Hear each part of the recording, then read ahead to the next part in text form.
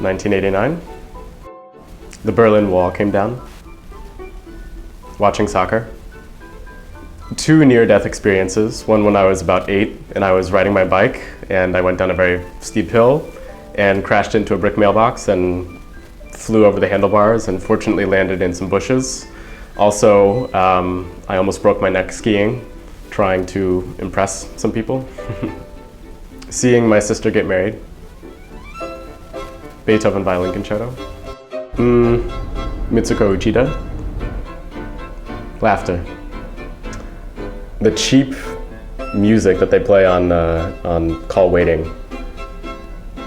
Well, when I was younger, I wanted to be a soccer player, but I've always admired surgeons. Jonathan Franzen's Purity. Disappointing someone you love. Coffee. Joy and honesty. I like to be driven. I'd love to meet Yo-Yo Ma. Scotch or bourbon? Yep. I feel like TV shows are so much better. An empty bow case. I'd make you a stuffed chicken breast with goat cheese and basil. I bet having Haydn as a father would be really cool. And Clara Schumann. Neither. Actually, nothing. I don't like regrets. My family, my parents and my sister. Very hard. The lazy side? I don't know if I've succeeded, but I do know that I enjoy what I'm doing, and I think that that probably helps. Managing your expectations. Watching Premier League football, soccer,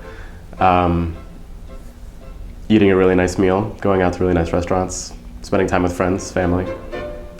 It's not exactly a rumor, but when I was in high school, I was twice interviewed by the same Jewish newspaper in the Detroit area, and they asked me all about my family history and everything about my musical upbringing, and then we got to the final question in the interview, which was about which synagogue do I attend, and I unfortunately had to tell them that I'm not Jewish, but it happened twice from the same person.